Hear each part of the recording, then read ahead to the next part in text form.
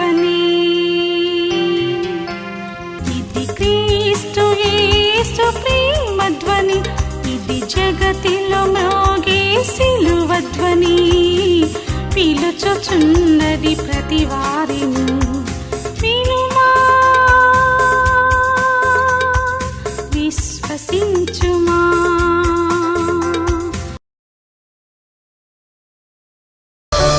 రాకడా ప్రభుని రాకడా, రాకడా రెండవ రాకడా. ఏ దినమో ఏ ఘడియో, ఏ దినమో ఏ ఘడియో ఎవ్వరూ ఎరుగనిది. రెప్పపాటు కాలమున తప్పగా వచ్చునది, రెప్పపాటు కాలమున తప్పగా వచ్చునది. రాకడా ప్రభుని రాకడా, రాకడా రెండవ రాకడా.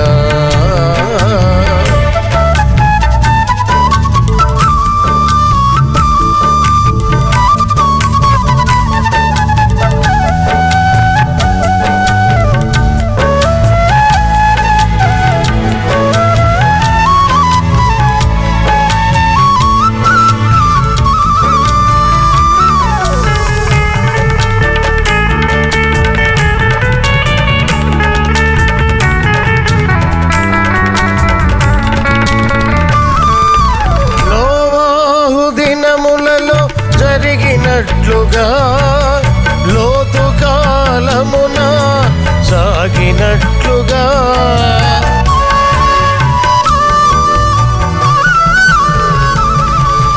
నోవాహు దినములలో జరిగినట్లుగా లోతు కాలమున సాగినట్లుగా. పాపమందు ప్రజలంతా మునిగి తేలగా, పాపమందు ప్రజలంతా మునిగి తేలగా. లోకమంత దేవుని మరచియుండగా, మధ్యాకాశమునకు ప్రభువు వచ్చుగా. మహిమతో తన ప్రజల చేరవిలుచుగా, మధ్యాకాశమునకు ప్రభువు వచ్చుగా. మహిమతో తన ప్రజల చేరవిలుచుగా. రాకడా ప్రభుని రాకడా, రాకడా రెండవ రాకడా. రాకడా ప్రభుని రాకడా, రాకడా రెండవ రాకడా.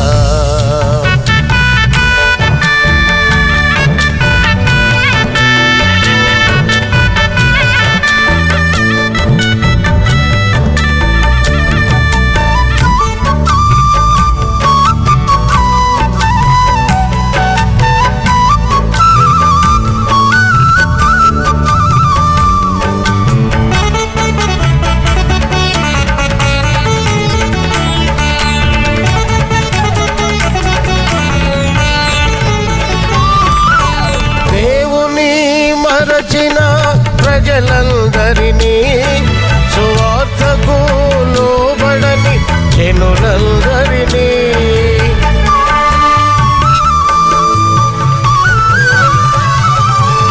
దేవుని మరచిన ప్రజలందరినీ, సువార్తకు లోబడని జనులందరినీ శ్రమల పాలు చేయను ప్రభువు వచ్చును. అగ్ని జ్వాలలతో అవని కాల్చును, శ్రమల పాలు చేయను ప్రభువు వచ్చును. అగ్ని జ్వాలలతో అవని కాల్చును, వేదనతో భూమినంత బాధపరచును. తన మహిమను ప్రజలకు తెలియపరచును, వేదనతో భూమినంత బాధపరచును. తన మహిమను ప్రజలకు తెలియపరచును. రాకడా ప్రభుని రాకడా రాకడా రెండవ రాకడా రాకడా ప్రభుని రాకడా రాకడా రెండవ రాకడా ఏ దినమో ఏ గడియో ఏ దినమో ఏ గడియో ఎవ్వరు ఎరుగనిది రెప్పపాటు కాలమున తప్పక వచ్చునది రెప్పపాటు కాలమున తప్పక వచ్చునది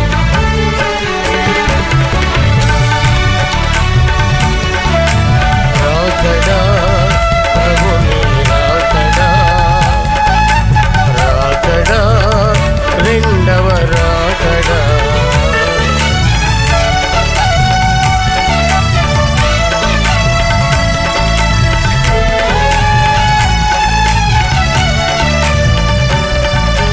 నోవాహు దినములలో జరిగినట్లుగా లోతు కాలమున సాగినట్లుగా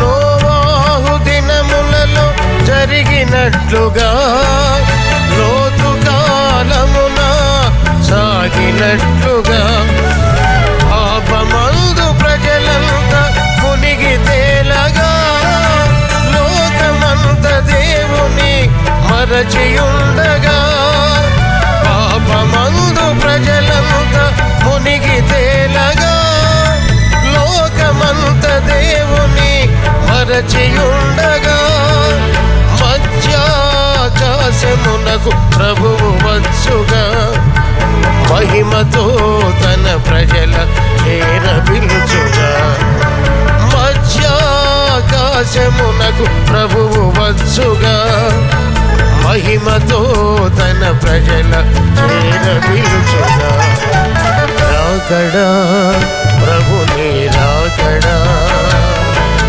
రాకడా రెండవ రాకడా రాకడా ప్రభుని రాకడా రాకడా రెండవ రాకడా ఏ దినమో ఏ గడియో ఏ దినమో ఏ గడియో ఎవ్వరు ఎరుగనిది రెప్పపాటు కాలమున తప్పక వచ్చునది రెప్పపాటు కాలమున తప్పక వచ్చునది రాకడా ప్రభుని రాకడా రాకడా రెండవ రాకడా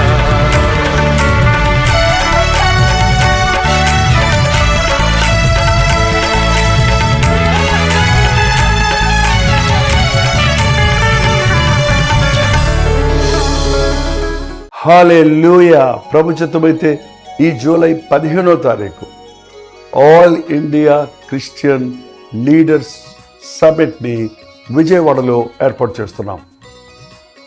ఉదయం 10 గంటల నుంచి సాయంత్రం 5 గంటల వరకు ఒకే సెషన్గా ఉన్న ఈ ఆల్ ఇండియా క్రిస్టియన్ లీడర్స్ సమ్మిట్లో దైవజనులు, పాస్టర్సు, ఇవాంజలిస్టు, పరిచర్య పిలుపున్నవారు, సేవలో ముమ్మరంగా ఉన్నవారు మాత్రమే ఆహ్వానితులు. ఎందుకంటే మనం మరింత ఉన్నత స్థితిలో ఈ నేటి టెక్నాలజీని ఉపయోగించుకొని అనేకుల్ని ఎలా రీచ్ చేయాలనే ముఖ్యమైన విషయాల మీద మనం స్టడీ చేస్తాం కనుక దయచేసి దైవజనులు ఆహ్వానితులు. దయచేసి గమనించండి, registration is a must. Registration చేసుకోకుండా రాకూడదు. ఎలా చేసుకోవాలి రిజిస్ట్రేషన్ అంటారా? సింపుల్. ఇవాళ క్యూఆర్ కోడ్ వచ్చింది కదా, ఇదిగో ఈ కింద ఇవ్వబడినటువంటి క్యూఆర్ కోడ్ని మీరు స్కాన్ చేసుకోండి, అన్ని వివరాలు మీకు తెలిసిపోతాయి. ఇంకా మీకు అనుమానం ఉంటే 8144123456 అనే నెంబర్కి మీరు కాల్ చేసి సంప్రదించండి. రండి, మనందరం కలిసి దైవాభిషేకం పొంది దేవుని శక్తితో మరింత ముమ్మరముగా ఆత్మలను పట్టు సేవలో ముందుకు సాగుతాం.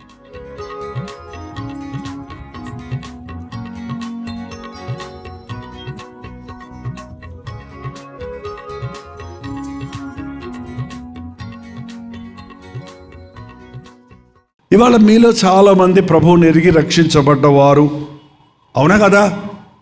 ప్రభువుని నన్ను రక్షించాడన్నవాడు మీ చేయి చూపించండి. హల్లెలూయా. మీరు దేవుడిని ఎరగటం కాదు, దేవుడు మిమ్మల్ని ఎరుగును.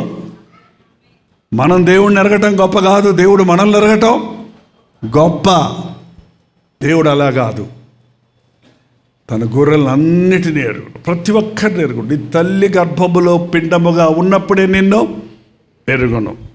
అంతేకాదు, నిన్ను ఎరిగిన వాడు నీకు ఇంత గొప్ప రక్షణ ఇచ్చాడండి. రక్షించబడ్డ వారిని చాలా ప్రత్యేకమైన వారిని ప్రభు దృష్టిలో. అందరినీ ఎరుగును, కానీ కొందరిని ఆయన కోరుకున్నాడు. ఎందుకంటే తన ప్రతినిధులుగా వాడుకోవటానికి.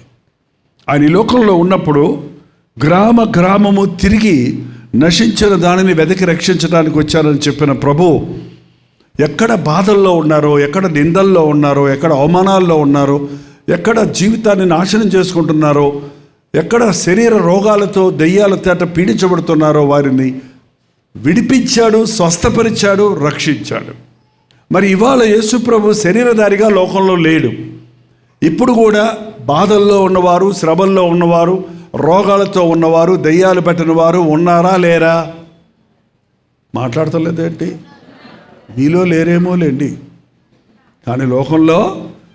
మరి వాళ్ళని ఎవరు వారికి యేసయ్య గురించి చెప్పాలి, వారికి యేసునామములో ప్రార్థించాలి?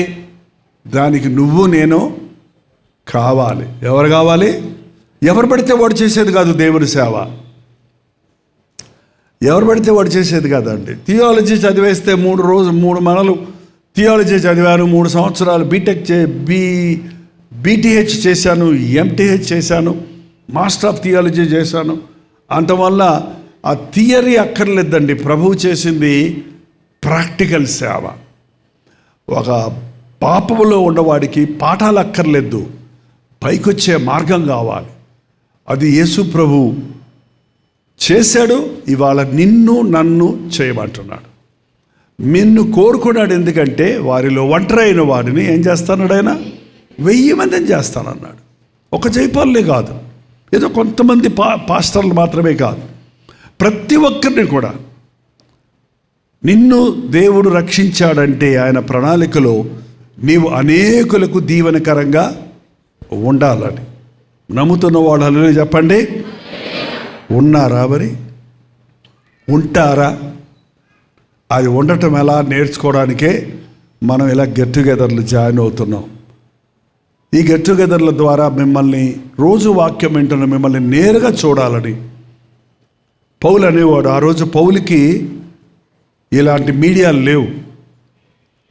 ఆయన ఉత్తరాలు రాసి, అది కూడా జైల్లో కూర్చొని రాసి, కొంతమంది పోస్ట్ మ్యాన్ లేరప్పుడు, కొరియర్లు లేవు, పెర్సిస్ ఏంటండి, ఇంకొక అమ్మాయి పేరేంటి, ఇంకొక ఆమె పేరేంటి, స్త్రీలు వాళ్ళని జైల్లోకి రానిచ్చేవారు క్యారేజ్ పెట్టుకొని రావడానికి వచ్చినట్టు.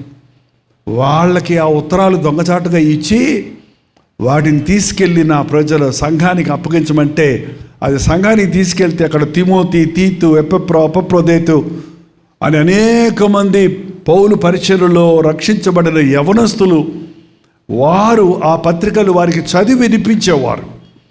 ఆ పత్రికలే వాళ్ళ బైబిల్లో ఉన్నాయి. 13 పత్రికలు మన బైబిల్లో. అవి కేవలం ఆయన రాసుకున్న ఉత్తరాలు. కానీ ఉత్తరం కూడా దేవుని ఆత్మచేత ప్రేరేపించబడి రాశారు. శతాబ్దాలు అయిపోయినప్పటికీ ఆ మాట దేవుని మాటగా కొరింథీయులకు రాసిన పత్రికలు, గలతీ, ఎఫెసీ, ఫిలిప్పీ, అంటే ఇలాగా తిమోతికి రాసిన మొదటి పత్రిక, రెండో పత్రిక, తీతు రాసిన పత్రిక, ఇవన్నీ పౌలు రాసిన పత్రికలు ఆనాడే కాదు ఈనాటికి పవర్ఫుల్గా ఉన్నాయి. ఉత్తరాల ద్వారా మనం ఒక విషయాన్ని తెలియజేయచ్చు. కానీ అటుపక్క నుంచి రెస్పాన్స్ రావాలంటే వారు కూడా ఉత్తరం రాయాలి కదా, అది అవకాశాలు లేవు అప్పుడు. అందుకే పౌలు అనేవాడు అంతటితో ముగించలేకుండా 13,000 కిలోమీటర్లు ఆయన ప్రయాణం చేసి, ఏరోప్లేన్లు కాదు, ట్రైన్స్ బస్సులు లేవు, ఏంటండి కాలి నడకన దోణెల్లో, సముద్రంలో, పడవల్లో ప్రయాణం చేసి 13,000 కిలోమీటర్లు ప్రయాణం చేశాడు. 3 ఖండాల్లో, 3 డిఫరెంట్ కాంటినెంట్స్లో దేవుని వాక్యం చెప్పగలిగాడండి. ఎక్కడికి వెళ్ళినా ఆయనకి మర్యాదలు లేవు, చప్పట్లు లేవు, దెబ్బలే. ఎక్కడికి వెళ్ళినా ఆయన్ని కొట్టేవారు, ఆయన్ని దూషించేవారు, ఎగతాళి చేసేవారు, అక్కడి నుంచి తరిమేసేవాళ్ళు. ఇక్కడ తండ్రి తరిమితే అక్కడికి వెళ్ళి సువార్త చెప్పేవాడు, అక్కడ తండ్రి తరిమితే అక్కడికి వెళ్ళి సువార్త చెప్పేవాడు. ఆగకుండా సాగుతాడు అనేవాడు. నేను మీ దగ్గరకు రావాలని, ముఖాముఖిగా మిమ్మల్ని చూసి మీ లోపాలు సరిచేయాలని నేను ఆశపడుతున్నాను. సాతాను ఆటంక పరుస్తున్నాడు, నా కోసం ప్రార్థన చేయమని అడిగేవారండి. నిజంగా అటువంటి దైవజనులు ఈ రోజున అరుదైపోయారండి.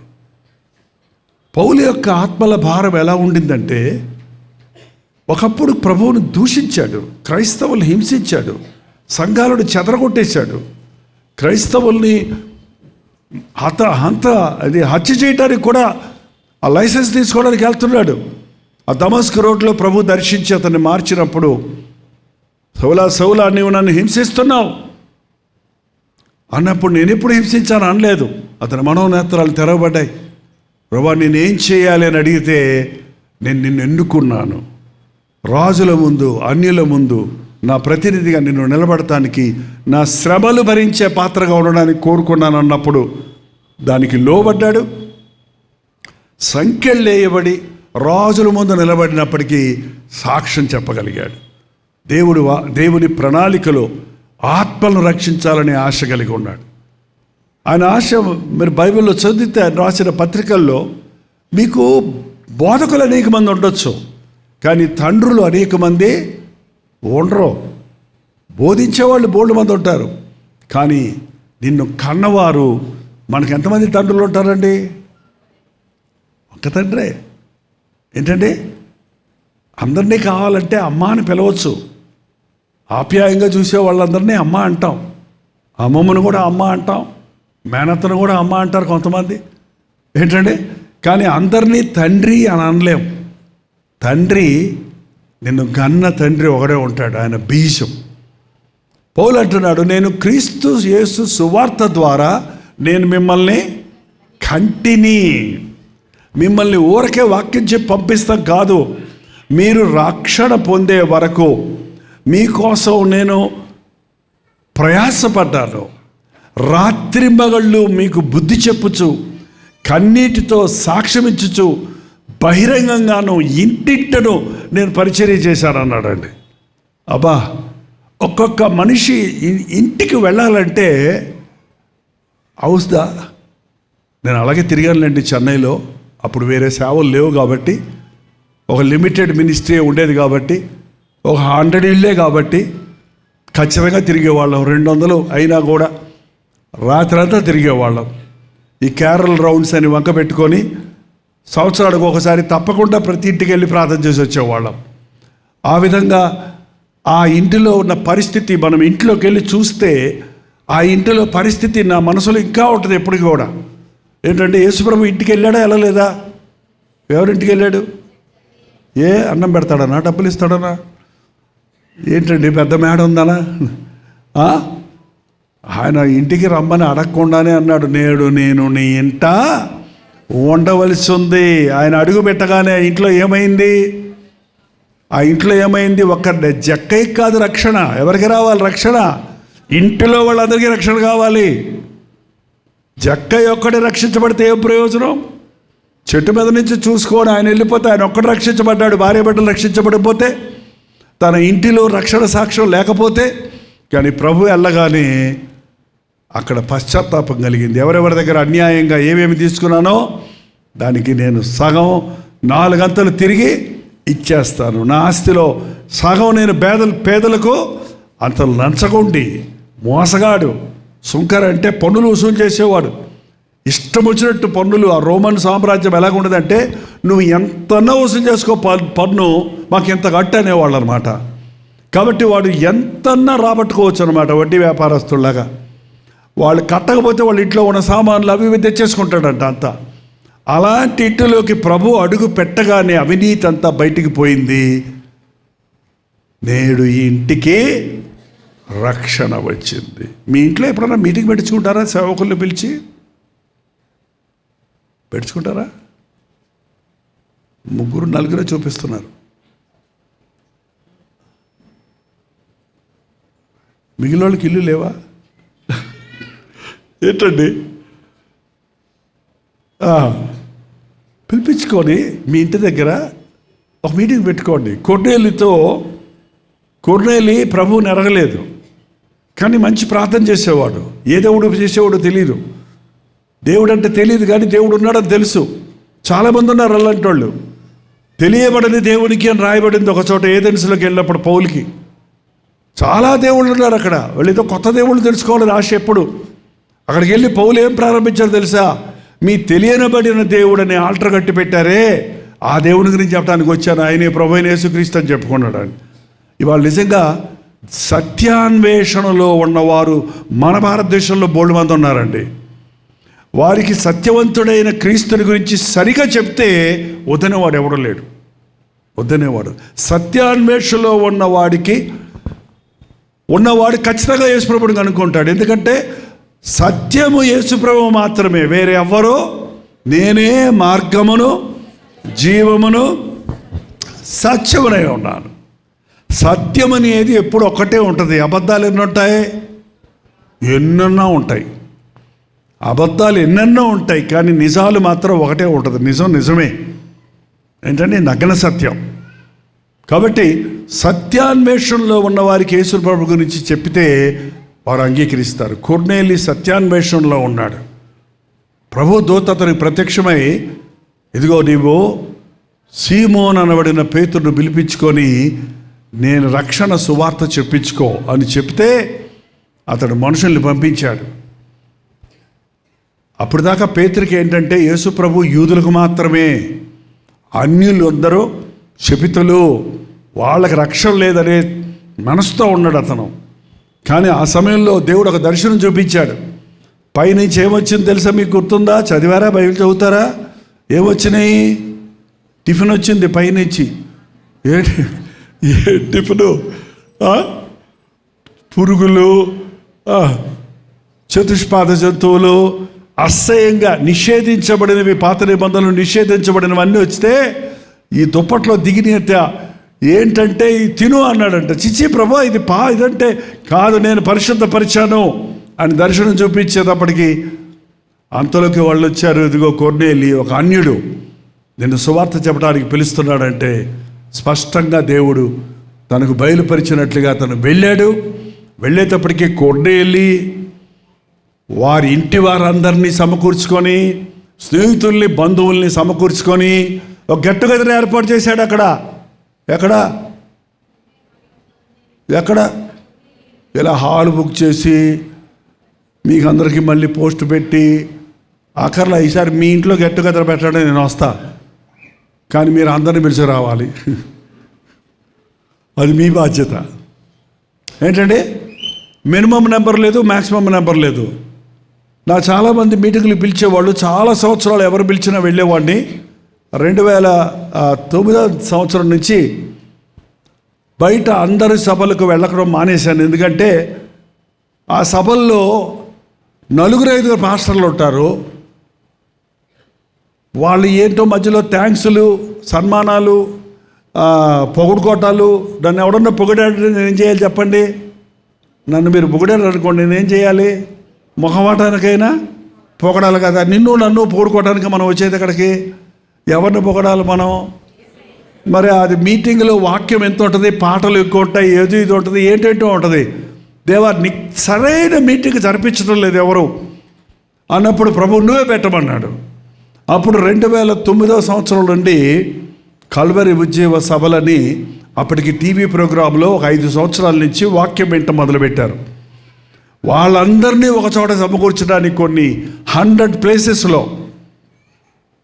100 పట్టణాలలో ఏంటంటే విజయవాడ, గుంటూరు, వైజాగ్, ఈవెన్ ఇటుపక్క కూడా వచ్చాం, బళ్ళారి, ఇంకా చాలా ఊర్లు ఉన్నాయి, 100 స్థలాలు.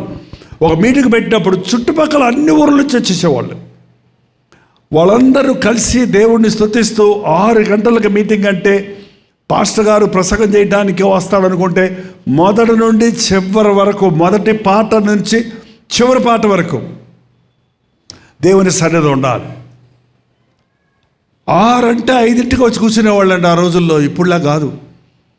6 అంటే 5ంటికి వచ్చి, ముందు చోటు ఉండదేమోనని మ్యూజికల్ చైర్స్ లాగా మధ్యలో నిలబడమన్నాం అనుకోండి, నిలబడేటప్పటికి నా చోటు పోయింది అని గొడవ పెట్టుకునేవాళ్ళు. ఎలకలలో ముందుకు వచ్చేసి కూర్చునేవాళ్ళు, అందరూ ముందు కనపడాలి. అంతే 70, 80 లక్ష మంది వరకు వచ్చేవాళ్ళు జనం. అంత వెనకాల ఉన్న వాళ్ళకి అంత తృప్తిగా ఉండదు. ఎందుకు చెప్తున్నానంటే, సువార్త ప్రకటించబడుతున్నప్పుడు మనం సమకూడటం అనేది ముఖ్యమైనది. 100 మీటింగ్లు అయిన తర్వాత 2016వ సంవత్సరం తర్వాత అందరూ మీటింగ్స్ పెడితే మొదలుపెట్టారు. అది చూసి హల్లెలూయా, దేవుని స్తోత్రం. అందరికీ మాదిరిగా ఉంటే నేను మంచిదే. కానీ నేను ఒకటి గమనించింది ఏంటంటే, ఇంతమందిని నేను చూడలేకపోతున్నాను, పట్టించుకోలేకపోతున్నాను. కానీ అంతమందిలో కొన్ని 100 మంది లైన్లో వచ్చేవారండి. 10:30, 11 గంటలకు మీటింగ్ ముగిస్తే తెల్లవారు 5 గంటల వరకు నేను అక్కడే నిలబడి, అందరూ లైన్లో వస్తే అందరితో మాట్లాడి ప్రేయర్ ఉట్టి ప్రేయర్ కాదు, ఇటు చేయి పెట్టిపో కాదు. వాళ్ళ కష్టం ఏంటో తెలుసుకొని వాళ్ళని పలకరించి, ఏమ్మా బాగున్నావా, అమ్మల్ని పలకరించి. కొంతమంది బాధలు ఎవరికి చెప్పుకోవాలో తెలియదు, ఎన్ని కష్టాలు, ఎన్ని బాధలు. దానివల్లే నా అనుభవం పెరిగిందండి, దానివల్లే నాకు ప్రేమ పెరిగింది, ప్రభు ప్రేమ. దానివల్లే భారం వచ్చింది, ఆత్మల భారం. మనుషుల హృదయాల్లో చూస్తానికి బాగుంటారు, గంభీరంగా ఉంటారు, కానీ హృదయం తెరిస్తే వారి సమస్యలు, వారి చిక్కులు, వారి పోరాటాలు ఎన్నున్నాయో అవన్నీ ప్రభు సన్నిధిలో పెట్టి ప్రార్థిస్తుంటే, సమస్యలు మన దగ్గర ఉన్నాయి, సమాధానాలు ఎవరి దగ్గర ఉన్నాయి? సమాధానాలు ప్రభు దగ్గర ఉన్నాయి. ఆ సమస్యలు ప్రభు దగ్గర పెట్టి ప్రార్థిస్తుంటే ప్రభు ఆ సమస్యలకు తగిన సందేశాలు ఇస్తాడు, వాక్యం ఇస్తాడు. అందుకే నా వాక్యం అందరికీ అర్థమవుద్ది అంటారు, ఎందుకంటే వాళ్ళ సంగతి చెప్తుంది. అక్కడ ఎవరి సంగతి? ఆ హృదయ సంగతి బయటపెడుతున్నాడు దేవుడు. దానికి ఎలాంటి సమాధానం అనేది బైబిల్లో తెలుస్తుందండి. అద్భుతంగా జరిగినాయి. కానీ తర్వాత ప్రభువుని అడిగితే, ఇంతమంది రక్షించబడిపోయారు కదా, ఉద్యోగ సభలకు వచ్చి వెళ్ళిపోతున్నారు కదా, అట్లా కాదు. రక్షించబడిన వారు ఏమవ్వాలి చెప్పండి? మీరు అందరూ రక్షించబడ్డారన్నారు, ఏమవ్వాలి? బిడ్డ పుట్టిందండి, ఏమవ్వాలి? పాలే తాగుతూ కూర్చుంటే కుదురుద్దా? పౌలు అనేవాడు, కాలాన్ని బట్టి చూస్తే మీలో అనేకులు ఈ పాటికే బోధకులై ఉండాల్సింది. మీకు బలము చాలనందున మీకు బలమైన ఆహారం పెట్టకుండా ఇంకా పాలతోనే మిమ్మల్ని పోషిస్తున్నాను. పాలు, వాక్యమనే పాలు అవసరం ఆ అభివృద్ధి చెందడానికి. కానీ పాలే తాగుతూ కూర్చుంటే సరిపోద్దా ఏంటండి? ఇప్పుడు ప్రస్తుతం క్రైస్తవ సభలలో పాలే తాగుతున్నారని అందరూ. కాబట్టి శ్రమలు కోరుకోని క్రైస్తవులు నిజమైన క్రైస్తవులు కాదండి. పౌలు అనేవాడు, మనం అనేక శ్రమలను పొంది పరలోక రాజ్యము చేరవలసి ఉంది. శ్రమలో ఉన్న సిరులు, శ్రమలో ఉన్నటువంటి క్రీస్తు సమానుభావం అనేది ఈ రోజున విశ్వాసులకు లేదండి. అందుకే పౌలు అనేవాడు, క్రీస్తు యొక్క సారూప్యము మీలో ఏర్పడవలనని మీ నిమిత్తమై మరలా నేను ప్రసవేదన. ఒకసారి సువార్తతో కన్నాను, పిల్లలుగా ఉన్నారు, కానీ మీలో క్రీస్తు సారూప్యం ఏర్పడాలి. మీరు సంపూర్ణులు అవ్వాలి, పరిపూర్ణులు అవ్వాలి, క్రీస్తులాగా అవ్వాలి. మిమ్మల్ని చూచిన వాడు మీలో క్రీస్తును చూడాలి. దానికోసం నేను మళ్ళీ ఏమంటున్నాడు ఆయన? ఏం వేదన? ప్రసవ వేదన పడుతున్నాను. ప్రార్థనలో ప్రసవ వేదన పడి ప్రార్థించే ప్రార్థనలే కనపడతలేదండి. ప్రార్థన అంటే కళ్ళు చెమ్మగల్లవేంటి కనీసం? ఆది సంఘంలో ఉన్న ఆ ఉజ్జీవం ఈనాడు లేకపోవడానికి కారణం, ఇంత సేవ జరుగుతుందండి, ఎప్పుడూ లేదు. నేను 50 సంవత్సరాల్లో ఎప్పుడు చూడలేదు ఇంత విస్తారమైన సేవ. ఇన్ని విధాలుగా సోషల్ మీడియా ద్వారా అసలు మీరు యూట్యూబ్, ఫేస్బుక్లు, ఇన్స్టాగ్రామ్లు ఓపెన్ చేస్తే అసలు ఎన్ని పోస్టులు, ఎంతమంది పాస్టర్లు, ఎన్ని లైవ్లు, ఎన్ని సంఘాలు, ఎన్ని ఫాస్టింగ్ ప్రేయర్సు, ఎన్ని వాక్యాలు, ఎన్ని వాగ్దానాలు. అసలు ప్రతి వాడి చేతులకు వెళ్ళిపోయింది వాక్యం. కానీ మార్పేది, కానీ ఉద్యోగం ఏది, కానీ పశ్చాత్తాపం ఏది, కానీ డెప్త్ లేదేంటి? కారణం పల్సనైపోయింది, అలవాటైపోయింది. అన్యులకి ఎగతాళైపోయారు క్రైస్తవులంటే. ఈ రోజున ఇతరులు వ్యంగ్యంగా మాట్లాడుతున్నారు. రాయబడిన ప్రకారం మీ నిమిత్తమే కదా నా నామము అన్యజనుల మధ్య దూషణ పాలవుతున్నది. ఉంటే నిక్క చేయని క్రైస్తవుడిగా ఉండాలండి, లేకపోతే మూటామల్లి కట్టుకొని పోవాలి. ఎక్కడికి పోవాలి? అందుకు ఆడున్నాడు మన ఫ్రెండ్, ఓల్డ్ ఫ్రెండ్. ఎంతమంది వచ్చినా రమ్మంటాడు ఆడు. ఎవడు? విశాల మార్గంలో పోయేవారు అనేకులు, ఇరుకు మార్గంలో పోవడానికి ప్రయాసపడండి. నిక్కచ్చిగా ఉండాలండి. ఉంటే వెచ్చగొండు, లేకపోతే చల్లగొండు. నువ్వు వెచ్చగొండావా ఉమ్మేస్తానన్నాడు ప్రభు. దేవుని కోసం రోషం కలిగి జీవించే క్రైస్తవులుగా ఉండాలి. మీరు రక్షించబడ్డారని చెప్పారు చూడండి. మీ జీవితంలో మీరు ఎంత విలువైన వారో దేవుని దృష్టిలో, ఎంత ప్రత్యేకమైన వారో మీరు ఎప్పుడు గుర్తుపెట్టుకోవాలి. అందరిలాగా ఏడుస్తూ కూర్చోవలసిన అవసరం లేదు. అందరిలాగా ప్రతి చిన్న విషయంలో దిగులు పడాల్సిన అవసరం లేదు. రోగం వచ్చిందా? స్వస్థపరిచే ప్రభు ఉన్నాడు. కొరతలు ఉన్నాయా? యెహోవా ఈరే, ఆయన చూసుకుంటాడు. ఏంటండి? భయం వచ్చిందా? పిరికితన ఆత్మని కాదు, దేవుడు బలమును, శక్తియు, ఇంద్రియ నిగ్రహములు గల ఆత్మను మనకి ఇచ్చి ఉన్నాడు. అందుకే బైబిల్ చదవండి. బైబిల్ చదివి ప్రార్థన చేస్తే ఆధ్యాత్మికమైన బలం పుంజుకుంటాం. ఆత్మల భారము లేని క్రైస్తవుడు, ఆత్మల భారము లేని సంఘం అది లోకల్ సాధారణమైన ఒక సంస్థగా మిగిలిపోద్దేమో కానీ ప్రభు ప్రణాళికలో ఉన్నటువంటి దేవుని రాజ్య విస్తరణతో కూడిన పరిచర్యగా ఉండదండి. ఈ రోజున ప్రతి ఒక్కరి ఇల్లు ఒక మందిరంగా మారాలి. ఆది సంఘములో ఇంటింట కూడుకున్నారు. కొర్నేలి దగ్గరికి వెళ్ళినప్పుడు వాళ్ళందరినీ సిద్ధపరిచి కూర్చోబెట్టాడు. నాకు దేవుడు దర్శనంలో చెప్పాడయ్యా, నిన్ను పిలిపించమన్నాడు, నువ్వు వచ్చింది మంచిది, దేవుడు నీకేం చెబుతాడో అవి మాకు చెప్పు, మేమందరూ వినడానికే సిద్ధమన్నాడు. ఎక్కడున్నాడో తెలుసండి కొర్నేలి? మా ఊర్లో లేరనుకండి. అపోస్తల కార్యాలు 10వ అధ్యాయంలో ఉంటాడు, చూడండి. అపోస్తల కార్యాలు 10వ అధ్యాయం. నేను ఎక్కువగా రెఫరెన్సులు చూపించకపోయినా ఇప్పటికే కనీసం 30-40 రెఫరెన్సులు నేను చెప్పేశానండి వాక్యంతోనే. మీరు గమనిస్తున్నారో లేదో? నా ప్రసంగంలో ప్రతి మాట బైబిల్లోని మాటలుగా ఉండడానికి నేను ప్రయాసపడుతున్నాను. 10వ అధ్యాయంలో 33వ వచనం చూడండి. అంతవరకు మిగిలినంతా కూడా మీరు తర్వాత చదువుకోండి. వెంటనే నిన్ను పిలిపించి తిని నీవు వచ్చినది మంచిది, ప్రభువు నీకు ఆజ్ఞాపించినవన్నీ వినుటకై ఇప్పుడు మేమందరము ఎవరెదుట, గెట్టుగదల్లో ఎవరెదుట కూర్చున్నారు మీరు? జైపాల్ ఎదుట? జైపాల్ ఎదుట కాదు. మీరు దేవుని ముందున్నారు, నేను దేవుని ముందున్నాను. మనందరం దేవుని నామంలో కూడి వచ్చాం. మనందరం దేవుని ఎదుట ఇక్కడ కూడి ఉన్నాము. ఎందుకు కూడున్నాము? ప్రభువు ఆజ్ఞాపించిన మాటలన్నీ వినటానికి. మనల్ని మనం మెచ్చుకోవడానికి కాదు, మనం కబుర్లు చెప్పుకోవడానికి కాదు. ప్రభువు ఈరోజు నాతో ఏం మాట్లాడతాడు, ప్రభువు నాకు ఏం చెప్పమంటున్నాడు. ప్రతిసారి అండి ఒక ప్రసంగం చేయాల్సి వచ్చినప్పుడు, నాకు బోల్డ్ ప్రసంగాలు వచ్చు. 50 సంవత్సరాల నుంచి బైబిల్ చదువుతున్నాను, ప్రసంగాలు చేస్తున్నాను. ఎన్ని వేల ప్రసంగాలు చేశానో నేను లెక్క పెట్టుకోలేదు. ఒకప్పుడు లెక్క పెట్టుకునేవాడిని బైబిల్ కాలేజీలో ఉన్నప్పుడు, కానీ ఇప్పుడు లెక్కలు పెట్టుకోవడం లెక్క పెట్టుకోలేనని అయిపోయినాయి కాబట్టి లెక్క పెట్టుకోవట్లేదు ఇప్పుడు. ఎవ్రీ డే ఎవరు వింటున్నారో నాకు తెలియదు, ఎవరెవరు చూస్తున్నారో తెలియదు. కానీ దేవుడు అలా వాక్యం ఇచ్చినప్పుడు ఇవాళ నాతోటే మాట్లాడాడండి.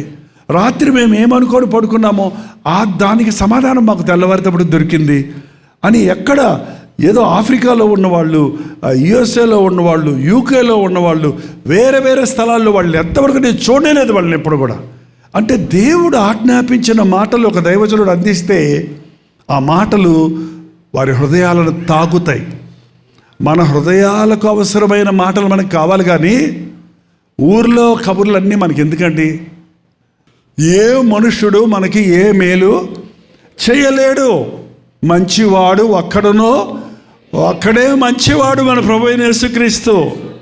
క్షమించేవాడు, శత్రువుల్ని ప్రేమించేవాడు, సహించేవాడు, భరించేవాడు ఆయన ఒక్కడే శక్తి కలిగిన వాడు. నాకు అసాధ్యమైంది ఏదీ లేదన్నవాడు. అందుకని మనుషులను నమ్ముకున్నటి కంటే యెహోవాను ఆశ్రయించుట మేలు.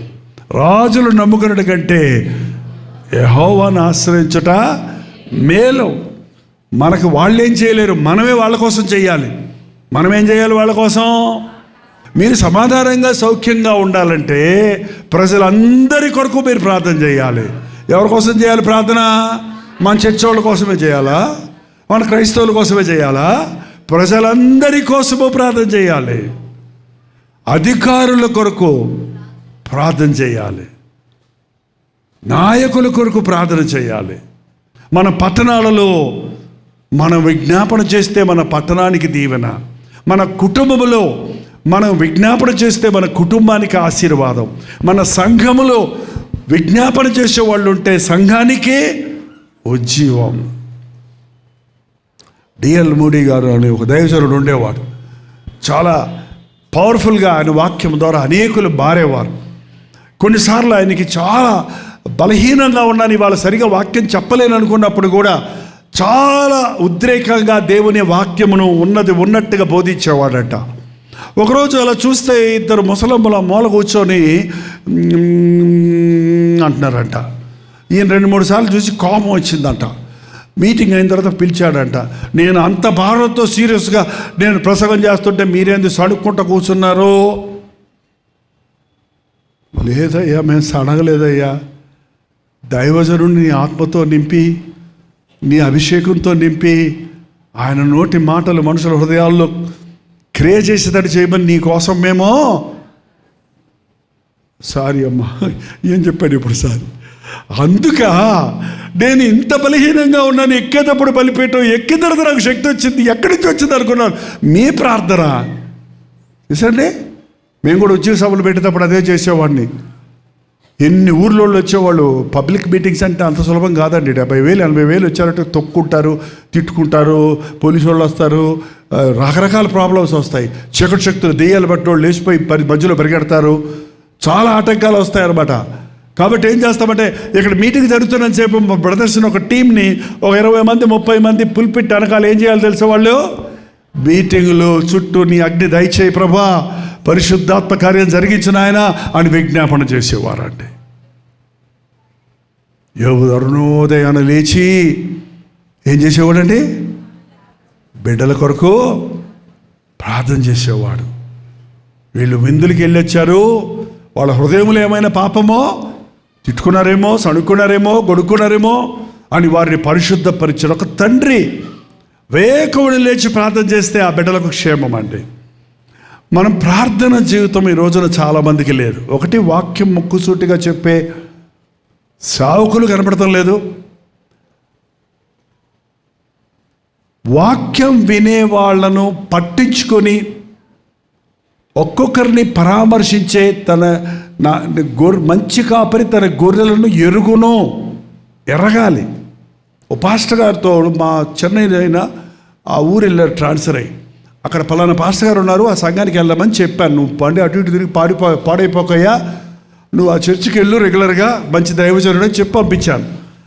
ఆ పాస్టర్ గారిని నేను కలిసినప్పుడు ఒకరోజు ఇలా పలానా పేరు ఆయన మీ చర్చికి పంపించామండి, 6 నెలల నుంచి వస్తున్నాడు, ఎలా ఉన్నాడండి అని అడిగాను. ఆయన చెప్పిన సమాధానానికి నాకు ఆశ్చర్యం వేసిందండి. ఏమన్నాడో తెలుసా? అది చాలామంది వస్తుంటారండి, పోతుంటారండి, అవన్నీ నాకేం తెలుసు అన్నాడు. చాలామంది వస్తుంటారండి, పోతుంటారండి. క్లబ్బా ఇది? సత్రమా ఇది? ఫంక్షనా ఇది? సినిమా హాలా ఇది? ఏంటండి? మందిరానికి ఎవరు పడితే వాడు వచ్చి పోవటం కాదు. మా మందిరంలో ఇప్పటికీ గేట్ దగ్గర అందరినీ ఫోటో తీస్తాం. అందరి ఫోటోలు నాకు అర్జెంటుగా వచ్చేస్తుంటాయి.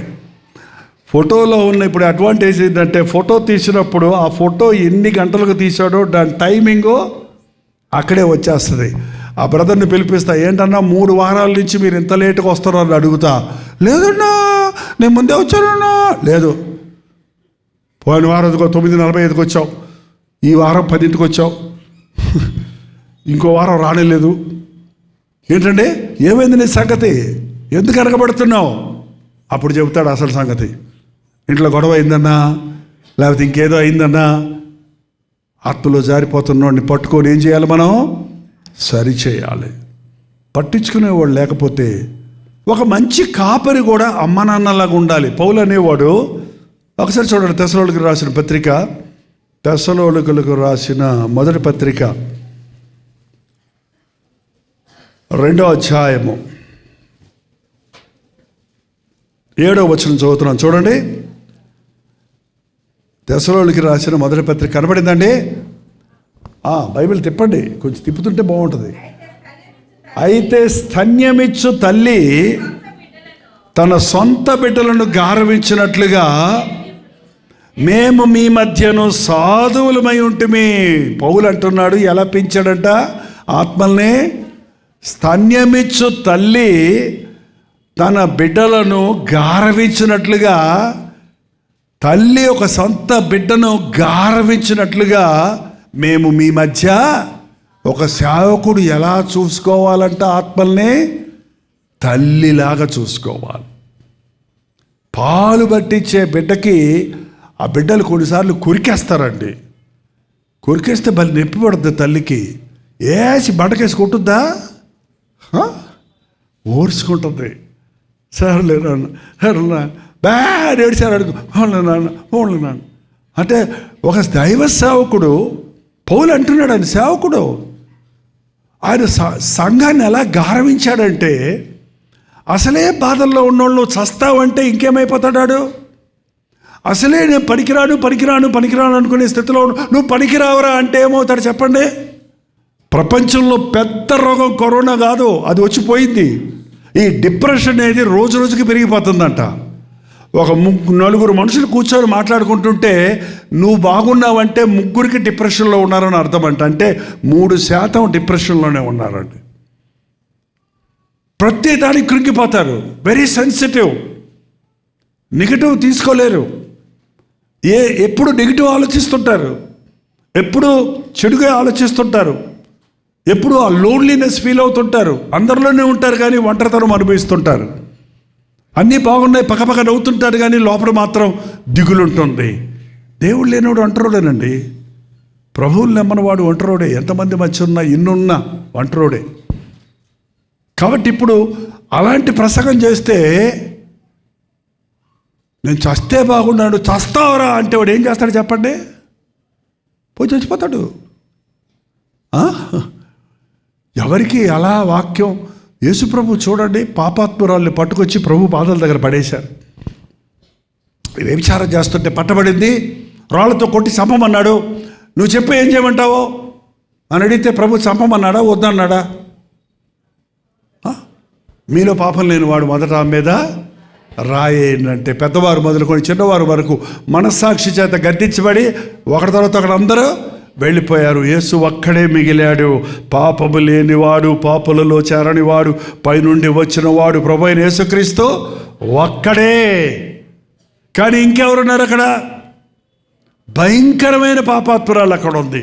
అందరూ పారిపోయారు కదా, ఏమి కూడా పారిపోయి ఉండొచ్చు కదా. కానీ ఈమె నేను పాపిని, నేను శిక్షకు పాత్రురాల్ని అని గ్రహించుకుంది. ప్రభు తలెత్తి చూసి ఏమన్నాడు?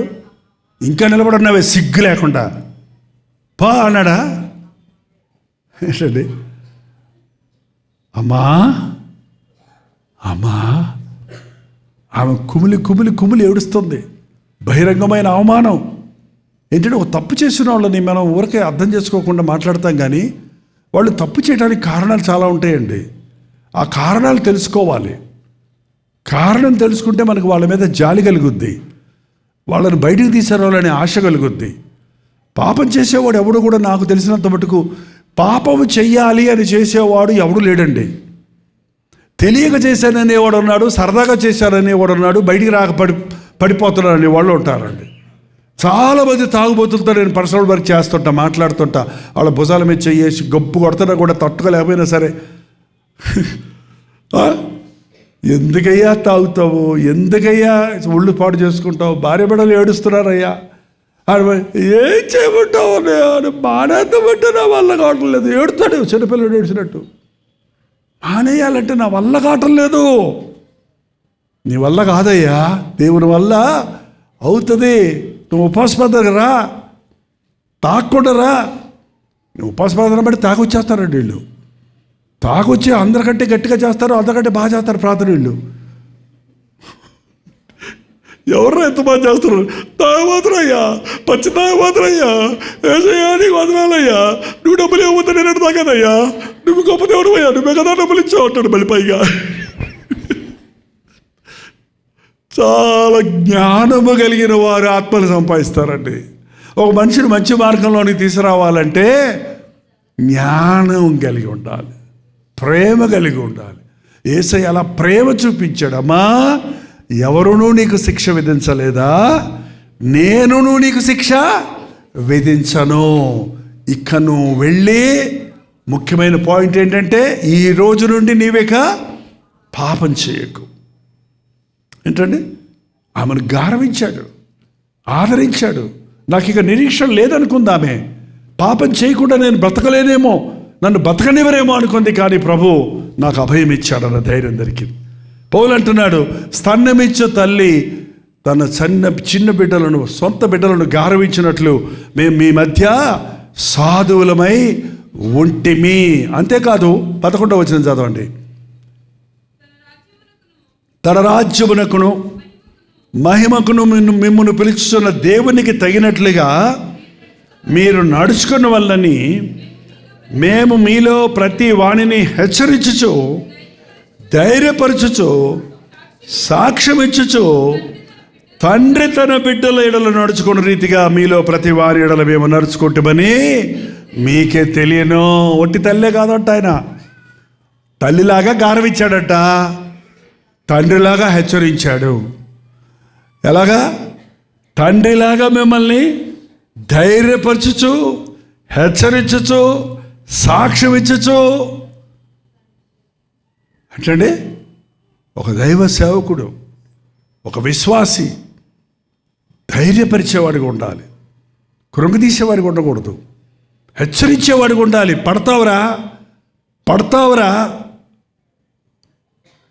పడతావురా అని హెచ్చరించరు. పడ్డాక ఎందుకు పడ్డావరా అని కొడతారు.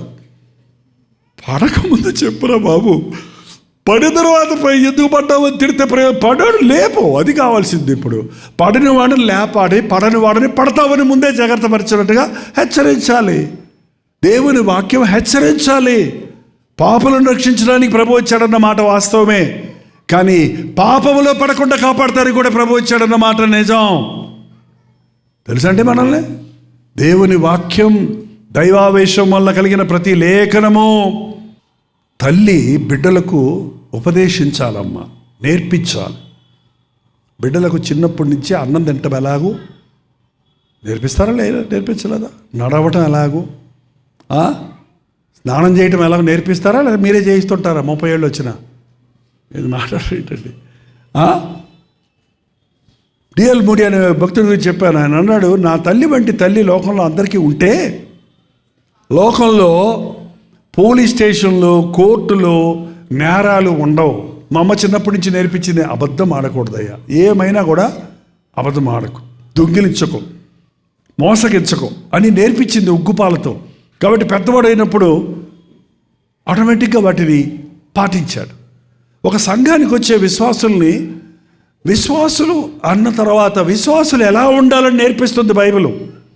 పసిబిడ్డలుగా మనం కొత్తగా రక్షించబడిన తర్వాత రక్షించబడిన విశ్వాసి ఎలా ఎదగాలి, క్రీస్తులో పరిశుద్ధతలో ఎదగాలి, ప్రభు సారూప్యంలో ఎదగాలి, ప్రేమ కలిగి సత్యము చెప్పుచు అన్ని విషయములలో క్రీస్తు వలె ఉండుటకు మనము ఎదుగుదుము అన్నాడు పౌలు.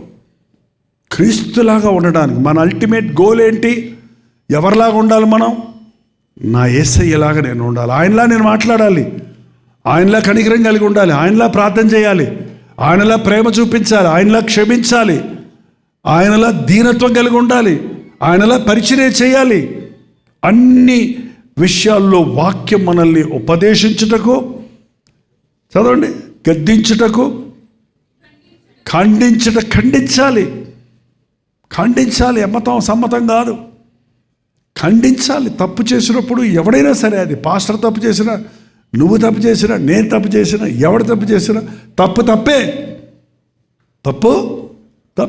ఖండించుటకు, బుద్ధి చెప్పుటకు, శిక్షించుటకు కూడా ప్రయోజనకరంగా ఉంది.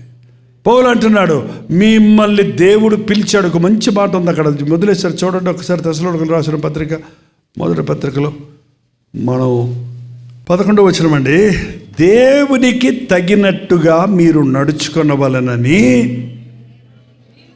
11వ వచనం దగ్గర, తన రాజ్యమునకును మహిమకును మిమ్మును పిలుచుచున్న, ఎందుకు మనం పిలువబడ్డాం, ఎందుకు మనం రక్షించబడ్డాం? దేవుని రాజ్యమునకును మహిమకును. ఎందుకు యేసు ప్రభువుని నమ్ముకున్నారు? దేవుడి రాజ్యంలో ఉండాలని, పరలోక రాజ్య వారసులము కావాలని. మనకున్న నిరీక్షణ ఏంటి? పరలోకం నాకుంది, నేను చచ్చినా కూడా ఎక్కడుంటా? పరలోకంలో ఉంటా. నా మటుకైతే బ్రతుకుడు క్రీస్తే, చనిపోతే లాభం పరలోకం. నిరంతరం ఉంటే దేవుడి రాజ్యానికి నేను వారసుని అవుతాను. మారు మనసు పొందానంటే ఏదో కష్టాలు తీరుతాయని పొందారా? ప్రభువుని నమ్ముకున్నానంటే కొన్ని రోగాలు పోతాయని నమ్ముకున్నారా? లేక నా ఆత్మ రక్షించబడింది, నిత్య నరకం నుండి తప్పించబడి పరలోక రాజ్య వారసునే. కాబట్టి పరలోకం రాజ్యానికి వెళ్ళాలంటే దేవుడి రాజ్యానికి తగినట్టుగా మనం సిద్ధపడాలి. దేవుని రాజ్యం, మీరు ఎందుకు పిలువబడ్డారు? దేవుని రాజ్యం మహిమనకు మిమ్మల్ని పిలుచుకున్న దేవునికి తగినట్టుగా నడుచుకోవాలి. ఎలా నడుచుకోవాలి? నీ జీవితం దేవునికి తగినట్టుగా నువ్వు నడుచుకోవాలి. నీ దేవుడు గొప్పవాడని చెప్పినప్పుడు దరిద్రం బతుకెందుకు బతుకుతావు? నీ దేవుడు పరిశుద్ధుడు అన్నప్పుడు నువ్వు పరిశుద్ధంగా బ్రతకాలి. నీ దేవుడు సత్యవంతుడు అన్నప్పుడు నువ్వు సత్య కొరకు నిలబడాలి. దేవుడి రాజ్యం కొరకు మీరు నిలబడాలని మీలో ప్రతి వాణిని హెచ్చరించచ్చు. యేసు ప్రభు గుంపుకు దేవుడు కాదండి, గుంపుకు దేవుడు కాదు. వ్యక్తిగతంగా ప్రభు మనల్ని ఎరిగినవాడు, మనల్ని ప్రేమించినవాడు. 1-to-1 దేవునికి నీకు సంబంధం ఉండాలి. దేవునికి నరులకును మధ్యవర్తి ఒక్కడే. ఎవరాయన? మీ పాస్టర్ గారా? మా పాస్టర్ గారా? ఆ బిషప్ గారా? ఎవరో? క్రీస్తు యేసు అను నరుడు. మనల్ని అర్థం చేసుకునే నరుడు ఆయన. నరజాతిలో నరుడికి ఎన్ని బాధలు వస్తాయో, ఎన్ని కష్టాలు వస్తాయో, ఎన్ని నిందలు వస్తాయో, ఎన్ని అవమానాలు వస్తాయో, ఎలా ఆకలేస్తుందో, ఎలా ఏడుస్తాడో, ఎలా బాధపడతాడో యేసయ్యకు తెలుసు. ఎందుకంటే రక్త మాంసములు పాలి భాగస్తున్నాయి. మన వల్లే అన్ని విషయాలలోనూ శోధించబడ్డాడు, కానీ పాపము లేనివాడిగా నిలబడ్డాడు. కాబట్టి ఆ శోధనలో మనం కూడా పాపము లేనివాడిగా ఎలా నిలబడగలమని మనకు సలహా ఇచ్చేవాడు, మాదిరి చూపించినవాడు. యేసయ్య అలసిపోయాడు, యేసయ్య కన్నీరు గార్చాడు, యేసయ్య ఆకలి కొన్నాడు, యేసయ్య నిందించబడ్డాడు, అవమానించబడ్డాడు, బాధించబడ్డాడు, శ్రమ పట్టబడ్డాడు, ఘోరాతి ఘోరంగా సులువేయబడ్డాడు. కానీ వదకతేపడిన గొర్రె పిల్ల వలె ఆయన నోరు మెదపలేదు. ఆయన నిన్ను నన్ను ఆయన మార్గంలో నడిపించాలని, ఆ శిలువ మార్గములో ఆయన రాజ్య వారసులుగా చేసుకోవడానికి ఈ లోకానికి వచ్చాడు. పౌలు అంటున్నాడు, మిమ్మల్ని హెచ్చరిస్తూ, ధైర్యపరచుచు, సాక్ష్యం ఇచ్చుచు, తండ్రి తన బిడ్డల ఎడల నడుచుకున్న రీతిగా మీలో ప్రతి వాని ఎడల మేము నడుచుకుంటామని మీకు తెలియను. తండ్రిలాగా హెచ్చరించాడు, తల్లిలాగా గారవించాడు. ఒక నిజమైన సేవకుడు, ఒక నిజమైన విశ్వాసి. No need to be a great గొప్ప ప్రీచర్ అవ్వాల్సిన అవసరం లేదు, పాస్టర్ అవ్వాల్సిన అవసరం లేదండి. ప్రతి విశ్వాసి కూడా ఇంకొక విశ్వాసిని అర్థం చేసుకోవాలి, ప్రేమించాలి, తప్పు చేస్తే హెచ్చరించాలి, వారి పట్ల నీవు భారం కలిగి ఉండాలి, ప్రేమ కలిగి ఉండాలి. అందుకని ఒక వ్యక్తి రక్షించబడిన తర్వాత తన ఇంటి వారి రక్షణ కోసం ప్రార్థన చేయాలి.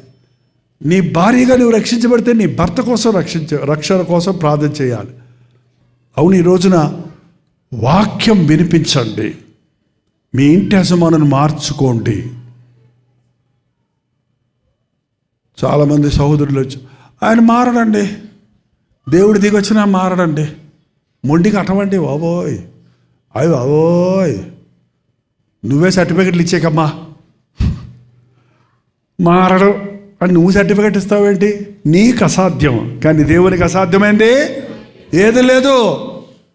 అమ్మా తల్లులారా, మీరు మీ బిడ్డలకు సర్టిఫికెట్లు ఇవ్వకండి, వారు అన్ఫిట్ అని. ఈడు మారడం, ఈడు చచ్చినా మారడం, చచ్చాక మారేది ఏంటిగా? ఎప్పుడు don't condemn people like that.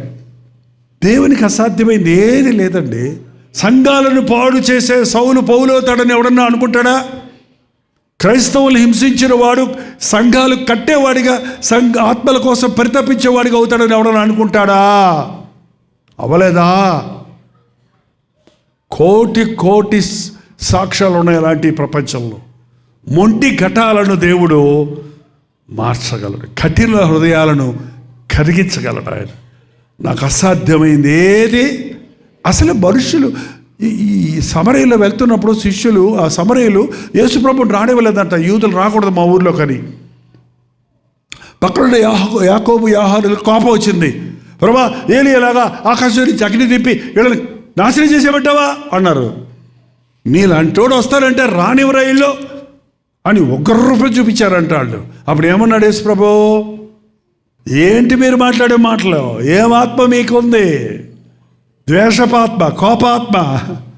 మనుష్య కుమారుడు ఎందుకు వచ్చాడంటే యేసు ప్రభు, మనుష్య కుమారుడు మనుష్యుల ఆత్మలను రక్షించుటకే వచ్చాడు, కానీ నాశనం చేయడానికి ఎవడూ నాశనం చేయకూడదు, నాశనం అవ్వకూడదు, ఏ ఒక్కడు నశించిపోకూడదని, ఏ ఒక్కడు నశించిపోకూడదని ప్రభు మీ నిమిత్తమే ఆలస్యం చేస్తున్నాడు. తన రాకడ ఆలస్యం చేస్తున్నాడు. వస్తానన్నాడు ఇంకా రాడు. ఏంటి యేసు ప్రభు అంటున్నారండి. ఆయన రెడీయే రావడానికి గుమ్మంలో నిలబడి ఉన్నాడంట. ఆయన రాకడ గుర్తులు అన్నీ నెరవేరిపోయినాయి. ప్రపంచంలో అన్నీ యుద్ధాలు జరుగుతున్నాయి, భూకంపాలు జరుగుతున్నాయి, అన్యాయం పెరిగిపోయింది, ప్రేమ చల్లారిపోయింది, విశ్వాసం తరిగిపోయింది. అన్ని ప్రభు రాకడ గుర్తులు అన్నీ నెరవేరాయి. ఇంకా ఏంటంటే సకల జనులకు సువార్త అందాలి. ఇన్ని మీడియాసు ఇంత వచ్చిన 300 కోట్ల మంది ఇంకా ఒక్కసారి కూడా యేసు ప్రభువుని వినని వారు ఉన్నారన్నది మీకు ఎవరికైనా తెలుసా? 300 కోట్ల మంది. కొంతమంది ఐలాండ్స్లో ఉన్నవారు, కొంతమంది అడవి జాతుల్లో ఉన్నవారు, వాళ్ళు ఒకరు ఉన్నారనే తెలియదు ఎవరికీ. కొన్ని చోట్ల మన బ్యాన్ చేశారు క్రిస్టియానిటీని. కొన్ని దేశాలు లోపలికి వెళ్లకుండా వాళ్ళు బ్యాన్ చేసిన వలన ఆ దేశస్తులకు యేసయ్య నామం వినబడటం లేదు. అందుకే ఆయన ఆలస్యం చేస్తున్నాడు.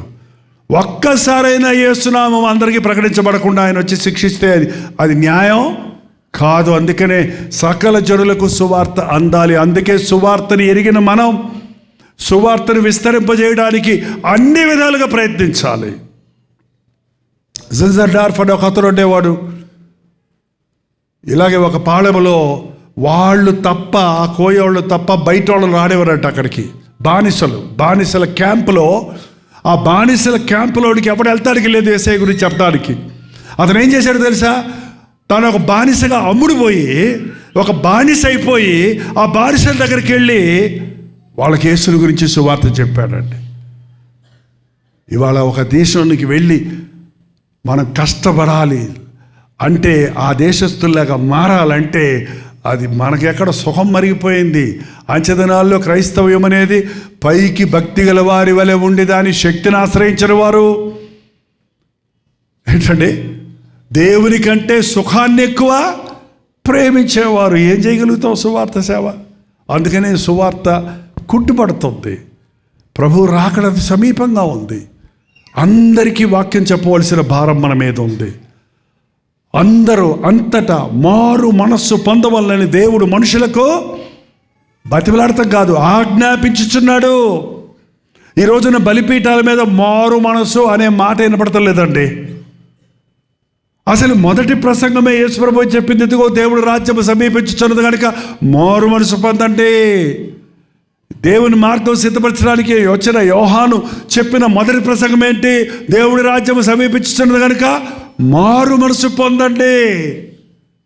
కానీ ఈ రోజున ప్రభువుని నమ్ముకోండి, ప్రభువుని నమ్ముకున్నాం, ప్రభువుని నమ్ముకుంటే దీవెన అంటున్నారే కానీ మీ పాపముల కొరకు పశ్చాత్తాపడండి, మీ పాపములు ఒప్పుకొనండి. బాప్తిసం పొందడం ముఖ్య విషయమే కాదండి. మారు మనసు పొంది పాప క్షమాపణ నిమిత్తము బాప్తిసం పొందమన్నాడు. ముందు నీ మనసు మారాలి. బహిరంగంగా అందరి ముందు నా మనసు మారింది, ప్రభువుని నా రక్షకుడిగా అంగీకరిస్తున్నాను, ఆయన రక్తములో నా దోషములు కడుక్కున్నానని అందరికీ సాక్ష్యం ఇవ్వడానికి బహిరంగంగా బాప్తిసం తీసుకోవాలి. ఈ బాప్తీసాలు కూడా రహస్య బాప్తీసాలంట. ఆ ఊర్లో మారిన వాళ్ళు ఈ ఊర్లో తీసుకుంటారంట, ఆ ఊర్లో తీసుకోరంట బాప్తీసం. అదేంటది? బహిరంగంగా బాప్తీసం తీసుకోవాలి. ఏంటండి, యేసును నీ రక్షకుడిగా అంగీకరించడానికి భయపడకూడదు. ప్రభువుని ఎరగనని బొంకిన పేతురు వెలుపలికి పోయి సంతాపపడి ఏడ్చి ఒప్పుకున్నాడు, క్షమించబడ్డాడు. కాబట్టి గొప్ప సేవకుడిగా హతసాక్షిగా దేవుని కోసం మిగిలాడు. ఈ రోజున సుఖంగా ఉండే భక్తి కోసం కోరుకుంటున్నాం. నశించిపోతున్న వారిని రక్షించడానికి వచ్చాడు. యేసయ్యను నమ్ముకునేది ఎందుకంటే నిత్య నరకానికి పోయి అగ్ని గంధకములతో మండే గుండం, అక్కడ ఏడ్పు పళ్ళు కొరుకుంటా. అగ్ని ఆరదు, పురుగు చావదు. ఇక్కడ చావు పుట్టకమని చచ్చిపోతాం. కానీ రెండవ మరణమైన ఆ పాతాళం ఆత్మకు చావు లేదండి, శరీరానికి చావు ఉంది, ఆత్మ చావదు. ఆత్మ చావదు. సైతాన్ని చంపేయచ్చు కదా దేవుడు అంటారు కొంతమంది. సైతాన్ని చంపడానికి ఆత్మ చావదు, ఆత్మకు చావు లేదు. కాబట్టి అది ఎప్పుడు ఆ నరకంలో అల్లాడుతూనే ఉంటుంది. అంతే, యుగాలు తరతరాలు అల్లాడాల్సిందే. అగ్ని ఆరదు, పురుగు, ఆత్మ చావదు. అది మన కోసం చేయలేదు దేవుడు. అది ఎవరి కోసం చేశాడు? ఆ అపవాది కోసమే. అపవాదికి దాన్ని అనుచరుల కొరకు చేశాడు. అపవాది పరలోకం నుండి పడిపోయినప్పుడు దాంతోపాటు కొంతమంది దూతలు పడిపోయినాయి. 1/3 ఆఫ్ దూతలు పడిపోయినాయి. ఆ దూతలు ఆ దెయ్యాలుగా మారినాయి. ఇప్పుడు ఆ దూతల కోసం, అపవాది కోసం చేసినవి కానీ ఆయన స్వరూపంలో, ఆయన ఆకారంలో చేయబడిన మన కోసం చేసింది నరకం కాదండి. ఏ ఒక్కడు నరకానికి పోకూడదని మనందరి కొరకు ఆయన సెలవులో మన మరణాన్ని, పాపం వల్ల వచ్చు జీతమైన మరణము ద్వారా జయించి, పాతాళాన్ని జయించి, అపవాది తలను చితగొట్టి నేనే మార్గము, నా ద్వారా రండి అని ప్రభు మనకి రక్షణ మార్గం చూపించాడు. నా యందు ఉన్నవాడు చనిపోడు, నా యందు విశ్వాసం వచ్చిన వాడు చనిపోడు, చనిపోయినను తిరిగి బ్రతుకుతాడు. అంటే ప్రభుని నమ్ముకుంటే చనిపోమా అంటారు. ఈ లోకంలో చావాల్సిందే, నమ్ముకున్నా నమ్ముకోపోయినా. కానీ చనిపోయిన తర్వాతే నిజమైన జీవితం ఉంది, అది నిత్య జీవం. అది యోబు యేసు ప్రభు శిలువ మరణ పునరుద్ధానాల గురించి వినలేదండి. ఆయన సువార్త వినలేదు. కానీ ప్రభువునందు విశ్వాసం ఉంచి ఏమన్నాడో తెలుసా? చివరిగా వాక్యం చదువుకొని ప్రార్థన చేద్దాం. చూడండి, యోబు గ్రంథం 19:6-16. అమ్మ ఒకసారి అందరు కూడా తీసుకున్నామండి. భలే తీశారు మీరు, చాలా బాగా గుర్తుపెట్టుకున్నారు. 19 19:25 చదవండి. ఇప్పుడు చదవండి. 19 యోబు గ్రంథం 25. అయితే నా విమోచకుడు సజీవుడనియు, తరువాత ఆయన భూమి మీద నిలుచుననియు నేను ఎరుగుతాను. ఉండమ్మా, ఏం చెప్తున్నాడమ్మా ఆయన? నా విమోచకుడు నా రక్షకుడు, నా దేవుడు సజీవుడు. సజీవుడు యేసు సజీవుడు. ఆయన చనిపోయిన దేవుడు కాదు, జీవించుచున్నానన్నవాడు, ఉన్నవాడనన్నవాడు, ఆది నుండి ఉన్నవాడు, అనంతమైన దేవుడు. నా యేసయ్య శరీరధారిగా ఈ లోకంలోకి వచ్చి నన్ను అర్థం చేసుకున్నవాడు, నా స్థానంలో నా శాపాన్ని భరించినవాడు, నా విమోచకుడు, నన్ను విమోచించే రక్షకుడు, నన్ను రక్తమిచ్చి కొన్నవాడు సజీవుడని నేను ఎరుగుదును. ఇలాగూ నా చర్మము చీకిపోయిన తరువాత, నా చర్మము చీకిపోయిన తరువాత ఎప్పుడు చీకిపోతాం మనం? ఎప్పుడు చీకిపోతావు? చెంబెట కొట్టిన గుట్టలాగా సమాధిలో పెట్టాక ఒక 6వ రోజో 7వ రోజో ఓపెన్ చేసి చూశారనుకో, పేసర అయిపోయి ఉంటుంది. ఏంటండి, ఈత పట్టుకుంటే ఊడొచ్చేస్తూ ఉంటుంది అంతే. ఎక్కడో చదివారు ఈ మధ్య కొన్ని అవయవాలు ఎంతసేపు ఉంటాయి, ఎన్ని రోజులు ఉంటాయని. అన్నిటికంటే చివరిగా ఎండిపోయే ఎముకలంట. కానీ ప్రతిదీ కూడా దినదినానికి క్షీణించిపోయి ఎండిపోయిన ఎముకలు మిగులుతాయి. కొన్ని రోజులు అయితే అవి కూడా అయిపోతాయి. నా చర్మము చీకిపోయిందో కుళ్ళిపోతుందండి. 3 రోజుల కంటే ఎక్కువ ఇంట్లో పెట్టుకోలేరు, ఐసులో పెట్టుకుంటున్నారు. కావాలంటే పెట్టుకున్నా కూడా ఉబ్బిపోతుంటారు మనుషులు. ఆ రూపం పోతుంది, ఆ కలర్ పోతుంది, ఒకలాంటి బ్లాకిష్ అయిపోతారు. ఆ ముక్కుల్లోంచి చెవుల్లోంచి వచ్చేస్తున్నది, ఇక అయిపోయింది. అంటే నేను చచ్చిపోయి నా శరీరం రోగంతో నిండిపోయి నేను సమాధిలోకి వెళ్ళిపోయిన తర్వాత కూడా నా శరీరం చీకిపోయిన తర్వాత శరీరముతోనే నేను దేవుని చూచెదను, నా మట్టుకు నేనే చూచెదను, మరి ఎవరునూ కాదు, నేనే కన్నులారా ఆయనను, నా యేసయ్యను. యేసును నమ్మిన వాడు చచ్చిపోయి సమాధిలో చీకిపోయినా సరే మళ్ళీ ఆయన్నే చూస్తాడు. ఇంకో మాట కూడా ఉంది అక్కడ, ఆయన భూమి మీద నిలుచునని యేసు ప్రభు 2వ రాకడ గురించి కూడా చెప్తున్నాడండి. ఎవరండి? మళ్ళీ ఆయన నా విమోచకుడు సజీవుడని, తరువాత ఆయన భూమి మీద యేసు ప్రభు 2వ రాకడలో తిరిగి వస్తానన్నది కూడా నమ్ముతున్నాడండి. నా ప్రభువు తిరిగి ఒలీవ కొండల మీద ఎక్కడి నుంచి ఆరోహణమయ్యాడో అక్కడ గుడి కట్టి పెట్టారండి. యెరూషలేము వెళ్ళాను నేను.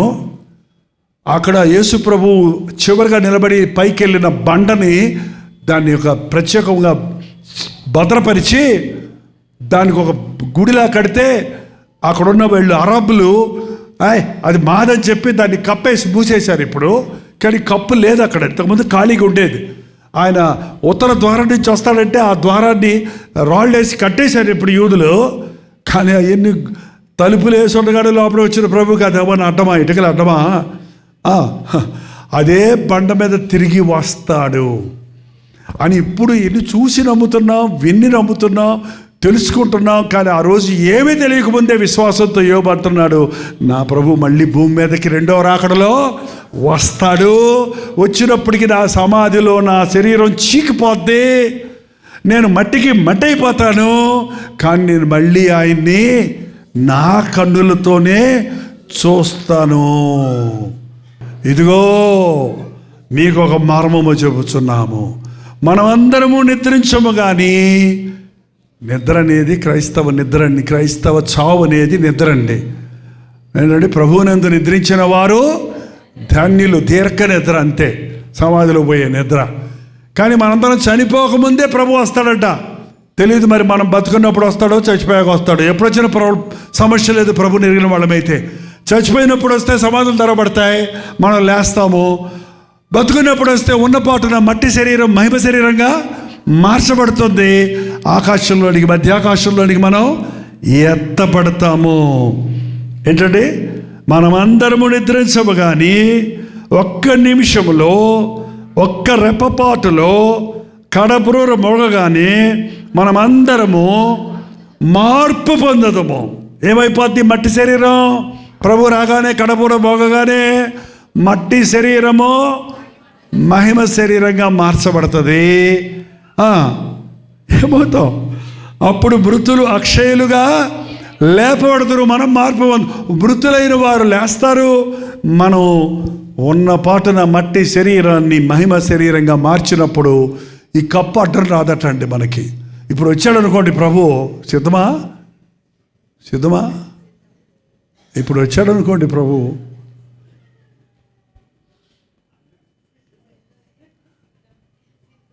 వచ్చేటప్పటికంటే చర్చిల్లో ఉన్నవాళ్ళు అందరూ వెళ్ళరంటండి.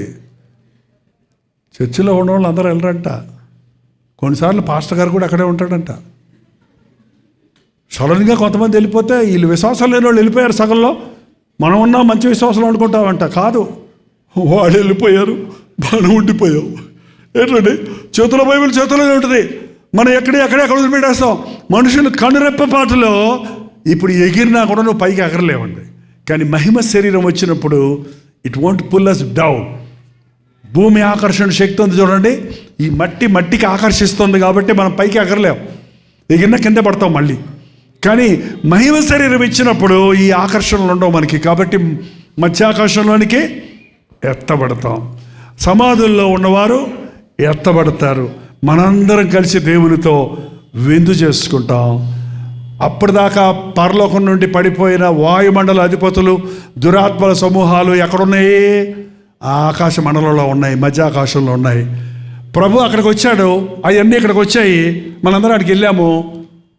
ఇక్కడ ఎవరున్నారు? అవన్నీ ఇక్కడికి వచ్చాయి. ప్రభు నమ్మని వాళ్ళందరూ ఇక్కడ ఉంటారు. వాళ్ళు జతైపోతారు. మనం మాత్రం వెళ్ళిపోతాం. పరిశుద్ధాత్ముడు ఉండలేక, పశ్చాత్తాపడే మార్గం లేదు, మారుమనసు పొందే అవకాశమేక లేనే లేదు. అందుకే సిద్ధమవుతుందండి లోకం. అందుకే సిద్ధమవుతుంది. 666 ఒకే ముద్ర, ఒకే నేషన్, ఒకే సిటిజన్షిప్. ఏ దేశంలో అయినా ఒకడే పరిపాలిస్తాడు. క్రీస్తు విరోధి, యాంటా క్రైస్ట్. ఒక్కడి పరిపాలనలో ఈ లోకం భయంకరమైన స్థితిగతిగా జారిపోబోతుంది. అవన్నీ నెరవేరాయి. అందుకే నెట్వర్క్ జరుగుతుంది చూడండి. ఎంత ప్రపంచాలు ఎంత సింపుల్ అయిపోయినాయి. ఇప్పుడు ఒక చోట కూర్చొని లోకం అంతటి వెళ్ళగలిగిన పరిస్థితులు ఆల్రెడీ కంప్యూటర్లు, రోబోట్స్ అన్నీ వచ్చేసాయి చూడండి. అన్ని చిప్పు పెట్టేస్తున్నారు. అమెరికా లాంటి దేశాల్లో పిల్లడికి ఒక చిప్పు పెట్టేస్తారట పుట్టిన వెంటనే. నీకు ఆధార్ కార్డు అక్కర్లేదు, ఏ కార్డు అక్కర్లేదు, అందులో ఒక నెంబర్ ఉంటుంది. ఆ నెంబర్ కొడితే ఆ పిల్లడు ఎక్కడ నుండి తెలిసిపోద్ది నీకు. వాడిని ఎక్కడైనా అరెస్ట్ చేయాలంటే ఇక్కడ నొక్కితే చాలు బట్టను, వాడు ఇట్టన్నా కూడా కదలడిక. ఇంకెక్కడ ఉంటాం మేము, బాగానే ఉంటుంది అనుకుంటారేమో, ఇక్కడేం ఉండదు. వెళ్ళిపోదాం, ప్రభు వస్తున్నాడు. సిద్ధమా? ఆవగింజంత విశ్వాసం ఉంటే అద్భుతాలు జరుగుతాయంట. ఆవగింజంత పాపం ఉంటే పరలోకం పోవంట. ఎంత అన్నీ మారానండి, కొంచెమే ఉందని అంటారు కొంతమంది. నిషిద్ధమైనది ఏది కూడా దేవుని రాజ్యాన్ని స్వతంత్రించుకోదు. క్రీస్తు రక్తంలో కడగబడాలని నిర్దోషమైన వారిగా, నిష్కలంకులుగా, ముడతైన మత్సైన లేని సంఘం ఉండాలని క్రీస్తు తన స్వరక్తం ఇచ్చి మనల్ని కొన్నాడు. యేసు క్రీస్తు రక్తము కడగలేనంత హీనమైన పాపము, నీచమైన పాపం ఏది లేదు. ఆయన క్షమించలేనంత పెద్ద పాపము, ఎక్కువ పాపాలు ఏమీ లేవండి. ఆయన నామములో ప్రతి పాపము నుండి మనకి విడుదల ఉన్నదండి. యేసుక్రీస్తు రక్తము ప్రతి పాపము నుండి మనల్ని పవిత్రులుగా చేయను. మన పాపములను మనము ఒప్పుకొనిన ఎడల నిర్దోషము నిష్కలంకమైన క్రీస్తు రక్తము మనల్ని శుద్ధులుగా చేస్తుంది. కాబట్టి ఈ రోజున ఒకటేనండి, ప్రభు రాకడ సమీపంగా ఉంది. మనం రక్షించబడి పరిశుద్ధపరచబడ్డామా? మొదటి ప్రశ్న. రెండవది, మన ఇంట్లో వాళ్ళు రక్షించుకున్నారా? నువ్వు దేవుని రాజ్యంలో నీ పిల్లలు నరకంలో ఉంటే నీకు సంతోషమా? నీ భర్త నరకంలో, నువ్వు పరలోకంలో ఉంటాం దేవుని చిత్తమా? నేను నా ఇంటి వారు యెహోవానే సేవించుతాం. నీ కుటుంబాన్ని మొదట రక్షించుకో, ఇంట గెలిచి రచ్చగలవమన్నాడు. ఆ తర్వాత నీ చుట్టూన వారు, నీ రక్త సంబంధులు, నీ బంధువులు, నీ పట్టణం కోసం, నీ గ్రామం కోసం నేనేం చేయగలను అనొద్దండి ఎవరు కూడా. మనం ఏం చేయలేం. మనందరం చేయగలిగింది ఒకటి ఉంది, చెప్పండి ఏంటో? ప్రార్థన. భారాలతో నువ్వు ప్రార్థన చేస్తే, ప్రార్థన వలన అసాధ్యమైంది ఏదీ లేదు. ఉపవాస ప్రార్థన వలన ఇట్టి వాటి నుంచి విడుదల దొరుకుతుంది. కాబట్టి అంచె దినాలలో ప్రార్థనకు ప్రాముఖ్యత ఇద్దాం, విశ్వాసాన్ని కాపాడుకుందాం, నశించిపోతున్న ఆత్మల గురించి భారం కలిగి ఉందాం. మన వ్యక్తిగత చిన్న చిన్న కష్టాలు, చిన్న చిన్న బాధలు, చిన్న చిన్న అవసరతల కొరకే గింజుకోని వారిగా కాకుండా నా నీతిని, నా రాజ్యాన్ని మొదట వెతకండి, అప్పుడు ఇవన్నీ మీకు ఇస్తారంటున్నాడు. ఏం తిందుమా ఏం తాగుదమా ఏం ధరించుకుందామనే చింత కాదండి. ఆత్మలు నశించిపోతున్నారనే చింత నీకుంటే నీ అవసరతలన్నీ ఆయన తీరుస్తాడు. హల్లెలూయా. లేచి నిలబడండి, ప్రార్థన చేసుకుందాం.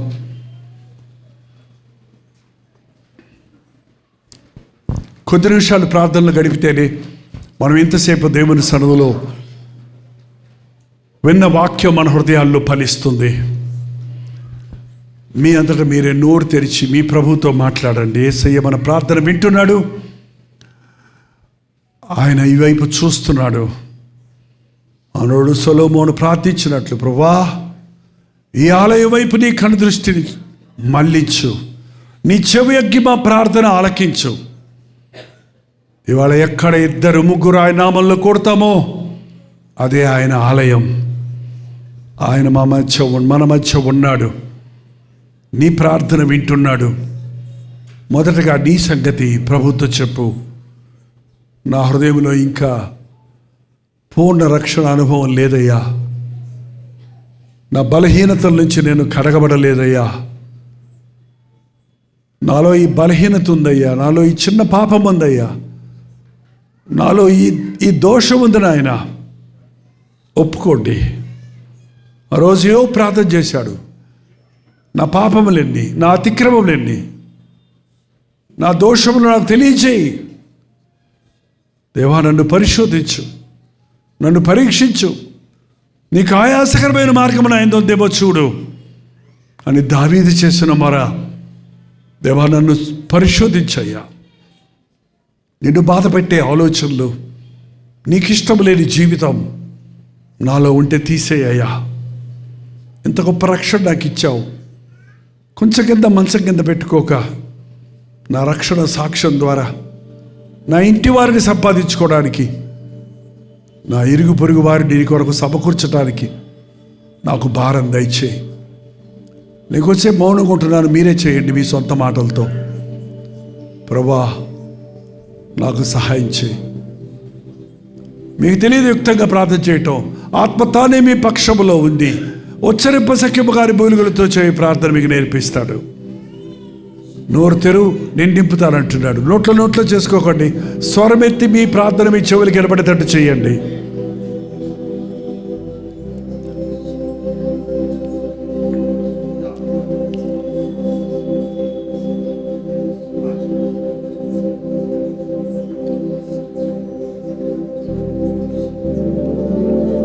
నా చుట్టూ ఉన్న ఇబ్బందులు, ఆ చుట్టూ ఉన్న చిక్కులు, నాకున్న చిన్న చిన్న బాధలు చూసుకొని కుమిలిపోతున్నానే కానీ నా దేవుడు ఎంత గొప్పవాడో,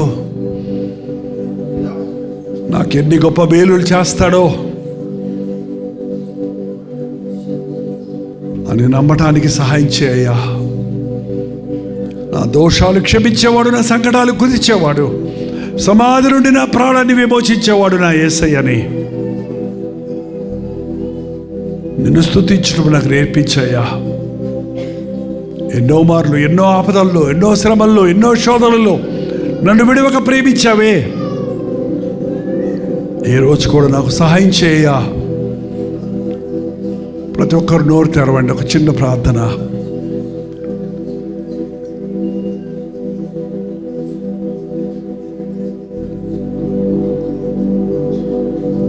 పరిశుద్ధుడా, ప్రేమగల తండ్రి, ఒక్కసారి నీ బిడ్డల వైపు చూడయ్యా. ఎన్నో స్థలాల నుండి ఎంతో మందిని నీవు ఆకర్షించుకొని స్థలంలోకి చేర్చావు. రోజు నీ వాక్యం వింటున్న వీరిని ముఖాముఖిగా చూసి మరింతగా నీ మాటల ద్వారా ఆదరించుటకు, బలపరచుటకు, వీరి కొరకు ప్రార్థించుటకు ఈ సమయం ఇచ్చావయ్యా. ఎవరు ఏ కొరతతో, ఏ బాధతో, ఏ అవసరతతో ఇక్కడికి వచ్చినారో అట్టి వారికి నీ నామంలో విడుదల దయచేయము. నేను ప్రభుని నమ్ముకున్నాను కానీ నా బాధలు తీరలేదే అని ఉన్న వారిని నిన్ను స్వస్థపరిచే యెహోవాను నేనే అన్న మాటతో నీ గాయపడిన హస్తముతో ముట్టి స్వస్థపరచుము నాయన. శరీర సంబంధమైన ప్రతి బలహీనతను, ప్రతి అనారోగ్యమును నజరేయుడైన యేసుక్రీస్తు నామములో స్వస్థపరచున్నాము తండ్రి. ఎంతమంది కృంగిపోయిన డిప్రెషన్లో ఉన్నారు, నిరుత్సాహంతో ఉన్నారు, మాటి మాటికి దిగులుపో చింతతో తమను తామే హీనపరుచుకుంటున్నారు. నాకిక నిరీక్షణ లేదు, నాకిక గతి లేదు, నాకిక నా స్థితి మారదు,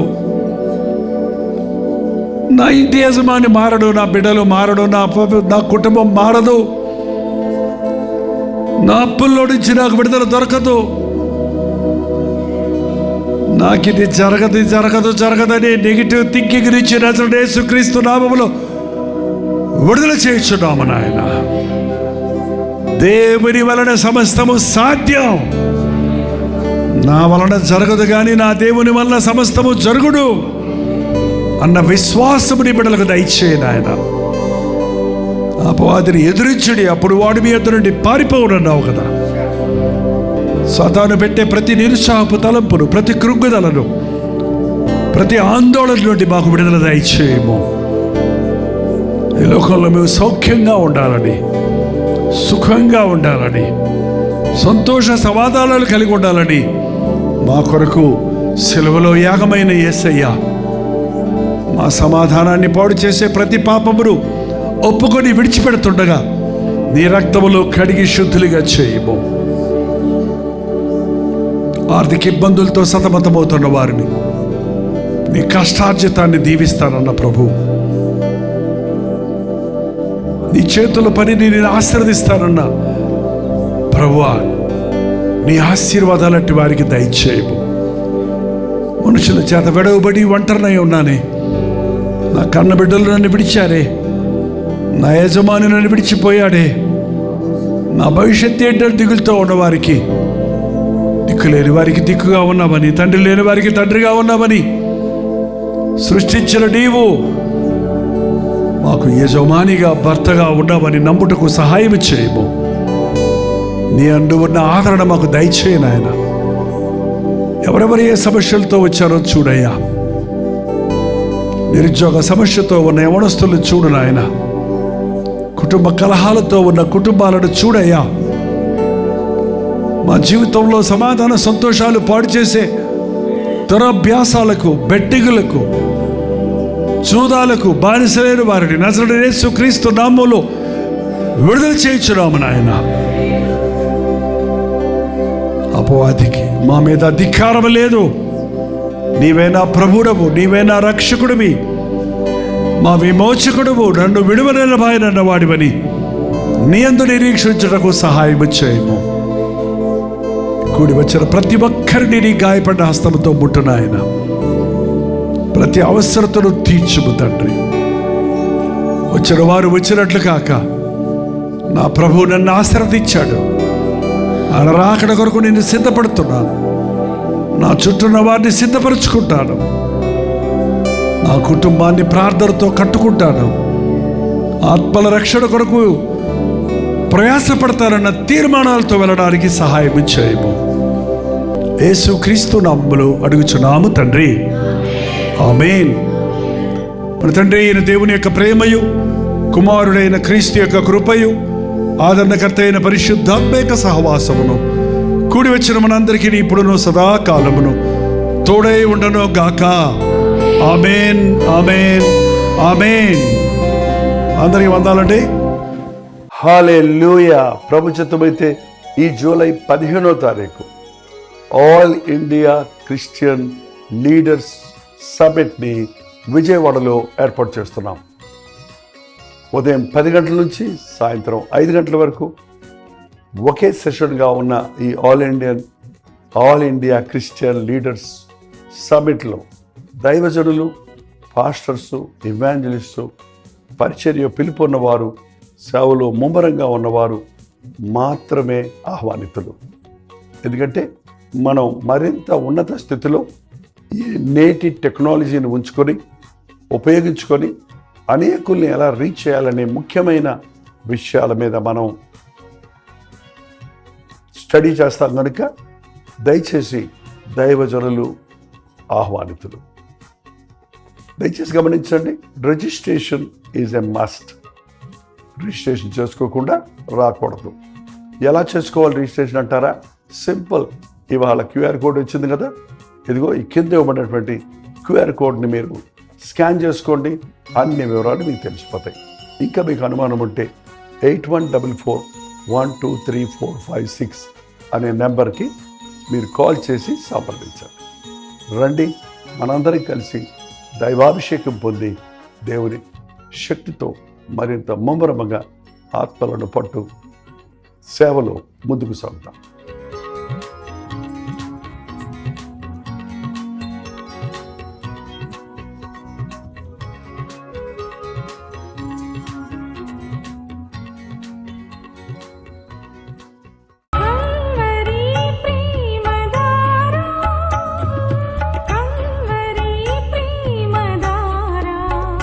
కల్వరి ప్రేమధార అనే మా ద్విమాస పత్రికను ఈ మధ్య త్రైమాస పత్రిక అంటే 3 నెలలకి ఒక్కసారి మాత్రమే ప్రింట్ చేయగలుగుతున్నాం. మరి గత 40 సంవత్సరాల పైబడి కొనసాగుతున్న ఈ పత్రికను ఆపు చేయటం ఇష్టం లేక దీన్ని త్రైమాస పత్రికగా మార్చున్నాం. మీరు కల్వరి ప్రేమధార పత్రికను చదువుతున్నారా? ఒక ఉచిత పత్రిక కావాలంటే ఇవ్వాలే మీ పేరు, చిరునామా, అడ్రస్తో పాటు ఇంటి నెంబర్తో పాటు క్లియర్గా పంపించండి. తప్పకుండా ఒక ఉచిత పత్రికను మీకు పంపిస్తాం.